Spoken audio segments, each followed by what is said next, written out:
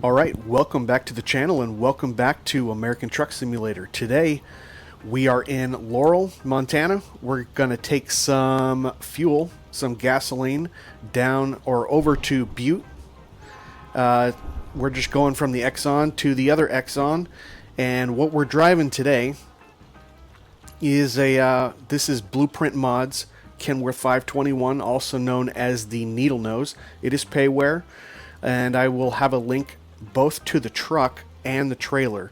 And here's what I mean by that. The truck actually comes in a couple different variants. You can get it with this tanker on it, or you can get it just as a day cab. And then in addition, there's also another tanker trailer that you can get with it. And so essentially what happens is, if you buy the Fruehauf trailer, which is also by Blueprint Mods, it comes with the traditional Fruehauf from like the 1950s, 1960s, but you can also get the variant as a tanker trailer. So we actually have the tanker trailer on there as well.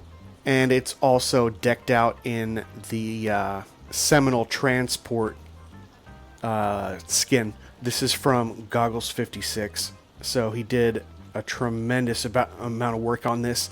Being able to carry over the theme onto the tank. We also do have some detail if you see the stripe at the top of the mud flap. So a lot of times, not always, but I think Goggles tries to be able to put all of these all aspects of the skin onto all portions of the truck. So if you want to do just the day cab, then it'll be just the day cab. But if you choose the tanker variant on the truck, it's got the skin on the additional trailer, on the mud flaps, looking really good. This is something I don't quite understand. Why is it that when I pick the rims, and these are Dayton's, they come with the Kenworth Needlenose from Blueprint Mods, why is it that they're black on the truck, and why is it that it's white on the trailer? And something else that's funny, because I'm just running a single right now, but you can actually run this in a double configuration. And if you do, the first trailer has white, and the second trailer that would be back there has black, just like the truck. I have no idea why that happens, but nonetheless, that is the case. But yeah, so we're gonna go ahead and give the Needlenose a little bit of a drive. We've already got the cargo on board, 24,255 pounds of gasoline. We have a Cummins 285. It is a 485 horsepower, so it is tuned, but it is a little bit more of a classic Cummins engine. And to top it off, we are going to be using these two sticks you see in the bottom right hand corner of the screen, and we are going to run a transmission I originally ran with this and did a tutorial for.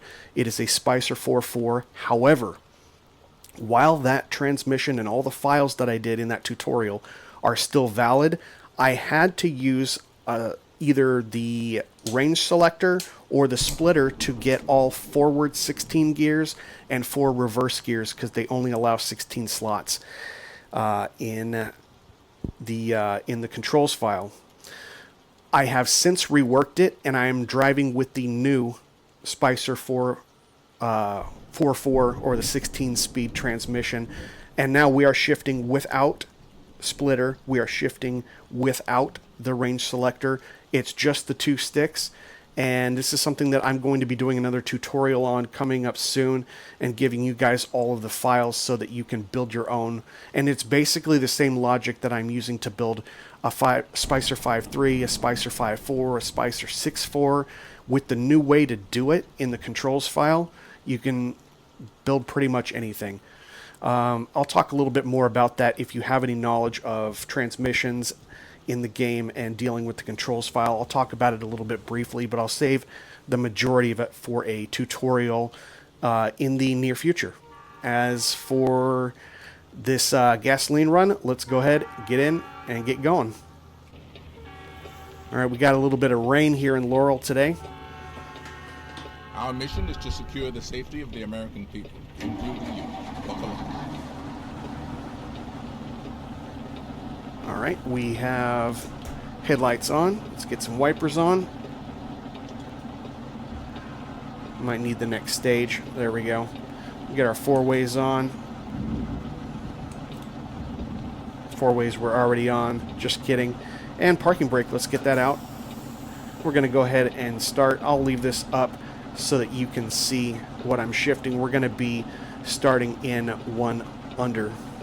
So here's my 4 gears. First, second, third, and fourth.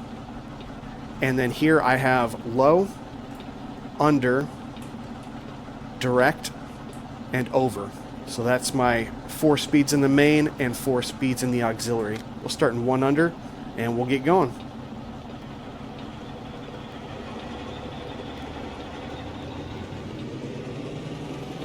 We have another notch.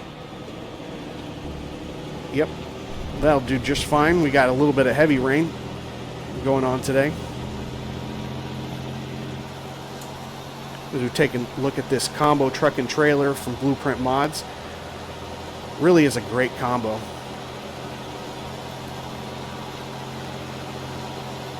We get a little cinematic action from the sky going on here, as if it was filmed from a helicopter. God, those white Daytons, they just really stand out. I don't know why it does that. I mean, it doesn't look bad, but it's just kind of weird, especially knowing that if you build it out as a double, then that second trailer gets the black rims again. Very weird. Cool skin, a lot of detail. Love driving with this combo. Zoom out a little bit on the GPS.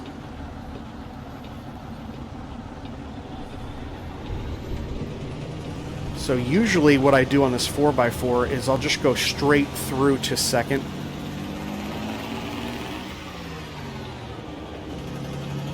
And wait for that fall off on there. And then from here, I'll probably go to 2 over. If it lands, there we go. And I just kind of, it's just a little bit of trial and error. Get the 4-ways off. Let's go to 3, and we'll go low. Or under. It's just kind of a little bit of trial and error. Depends on if you're going uphill, downhill, if you're on flat ground, what your cargo weight is, and you kind of get an idea. I'm just going to go straight over to direct here because we're going to be slowing down. Here's a Jake on it.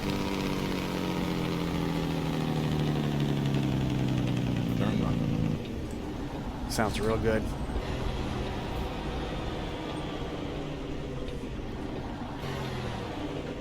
Go back to under. No one else coming. And we got a green light anyway.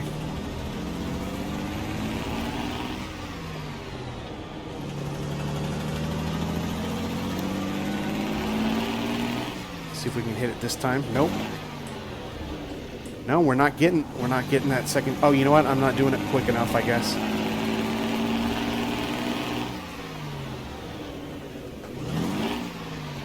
Let's go back to low. See, I was able to get it into under before, but now I was going on an uphill, so I should have done low. So you make little adjustments like that based on your weight and based on the grade that you're on. Skip over under and go to direct. We're just going to go straight up to 4 now. And we'll go, let's go to low. So in first gear, second gear, third gear in your main, the jumps in determining should I go from low to under, should I go from low to direct, they're pretty similar. Once you get up to 4, I almost am always using 4 low. And I'm just walking it low, under, direct, and over. I'm not skipping anything in fourth, including that first low. And that's just what is happening with this particular transmission engine combination and the weights that I'm carrying.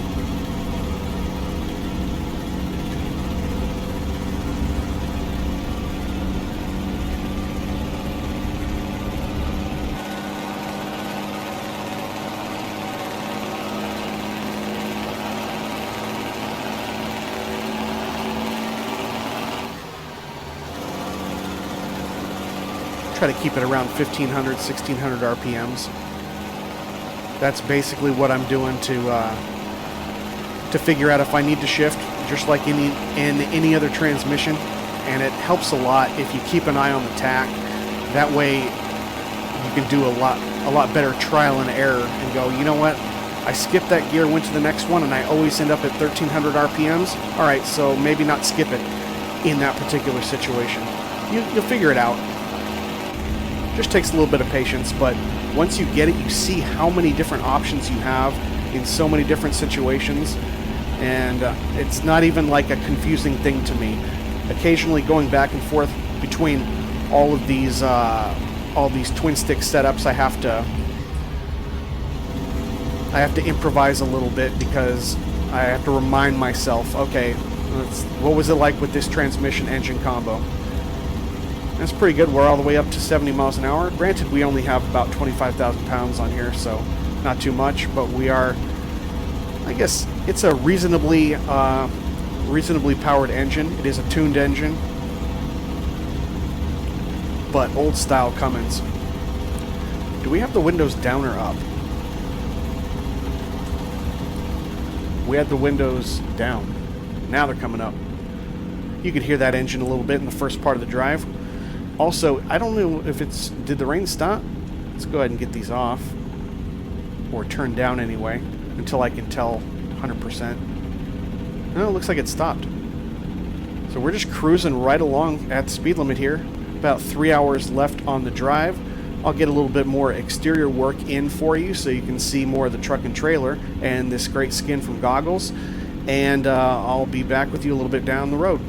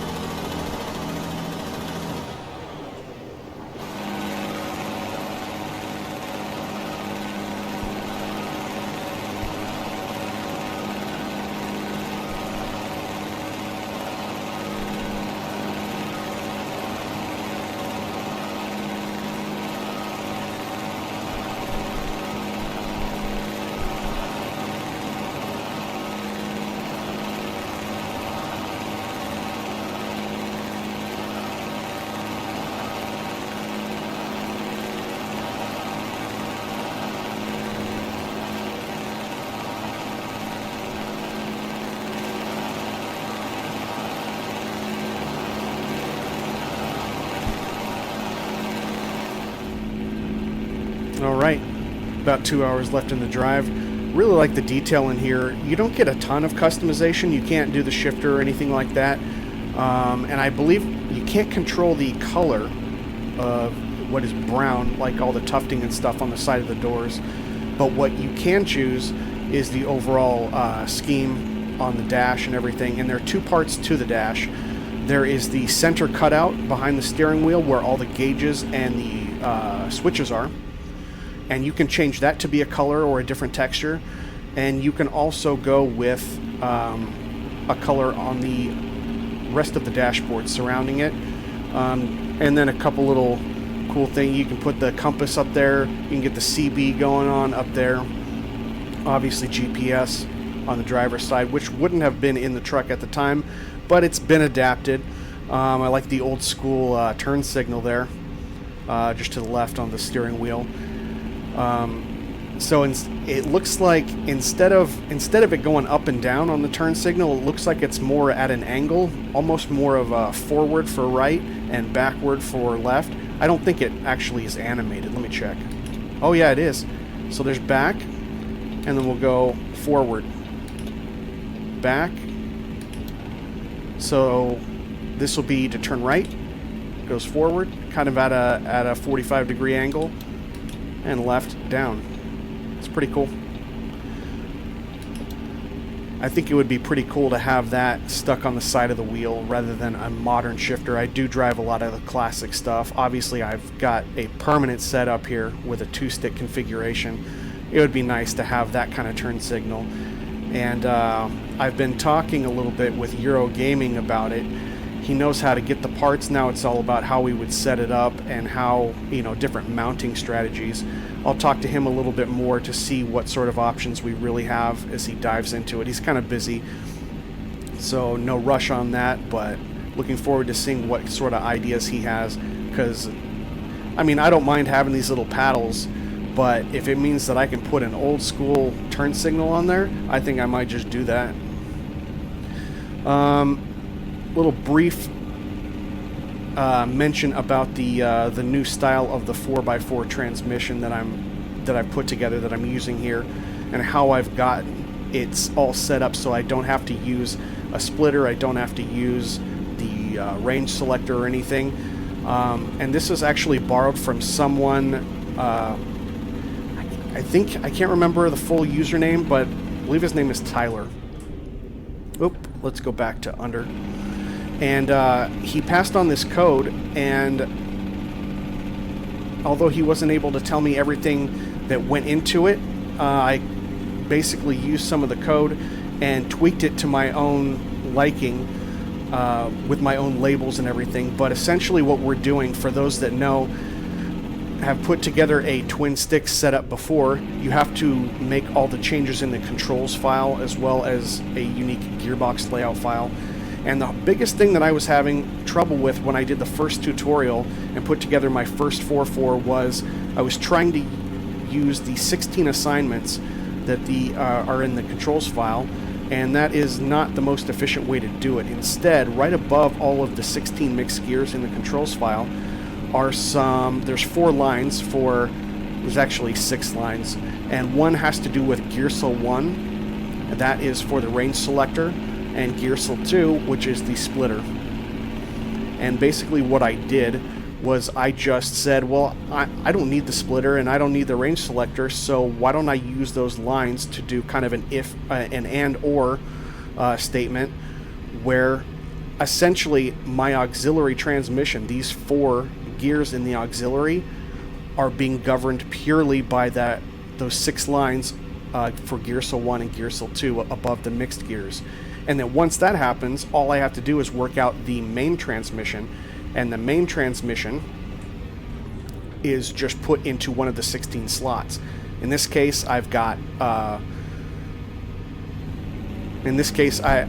so for everything I've got the 4 gears in the auxiliary, so I'm just dealing with 1 reverse gear and 4 in the main. So I just have to have 5 lines, and that's basically how I'm doing it. Again, later on I'll have more of an in-depth tutorial, and I'll put up some files so that you guys can see what it's like, get it working, and figure out how to adapt it yourself.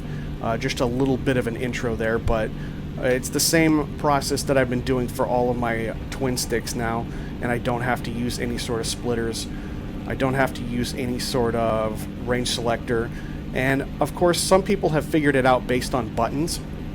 And I mean, to each their own. If you want to run everything by buttons, that's absolutely fine.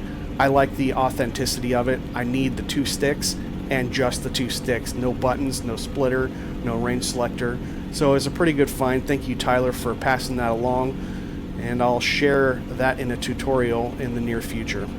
But we are about 20 minutes out. Coming up, we are already just about entering Butte right now. Oh, are they going to pull us in? We're almost there. We're almost there. They're pulling us in. They're pulling us in. Maybe I'll skip this part. We'll see.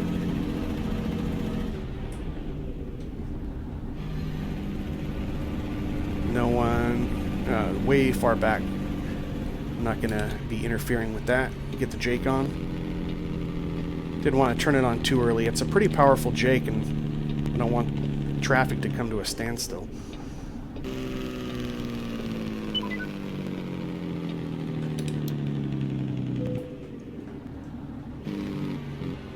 Yeah, Jake does plenty.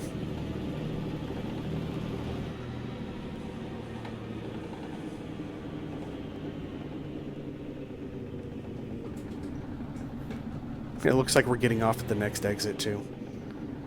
Almost made it without having to be pulled in. Alright, we're good. 100,000 pounds on here. with the tanker on the body and the trailer and all of the fuel that we're carrying.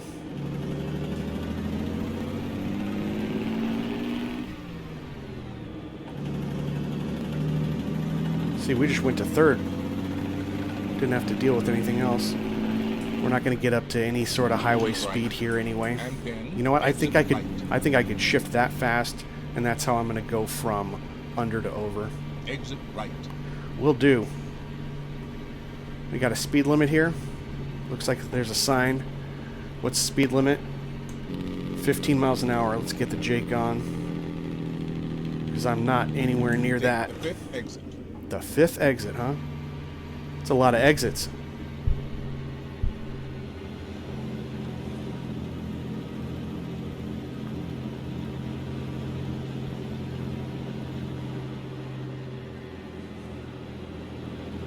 I guess this is the fifth exit.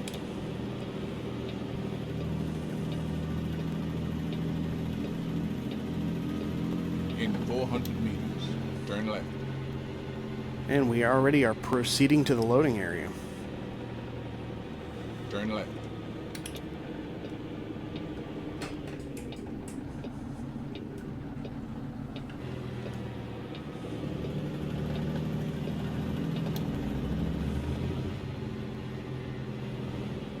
You've arrived. It's been my honor and duty to see you through this mission. Thank you, Morgan. All right, where are they putting us? Where they want us to? Okay, I should have gone in that other driveway then. ATS in their directions. I'm not going to back up because that's going to be a catastrophe with this kind of trailer. So I'll just run down here, see if I can make a U-turn, because that's where we got to pull in. We don't have any beacons on this. We're going to go ahead and get our four-ways on, get the windows down in case anyone wants to shout at us, in case we're going to run into anything. Doesn't look like anything behind us, so we'll just go ahead and pull in. Turn around, pull straight in. Don't have to go too wide with this. It follows pretty close.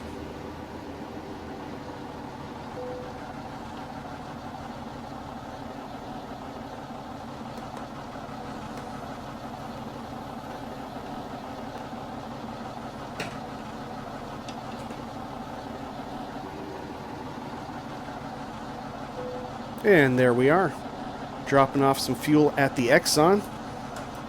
Get the brake on. Go ahead and roll up the window. Get parking lights only. We'll leave the four-ways on. Oh, didn't mean to hit the wipers. And we'll get the truck shut down.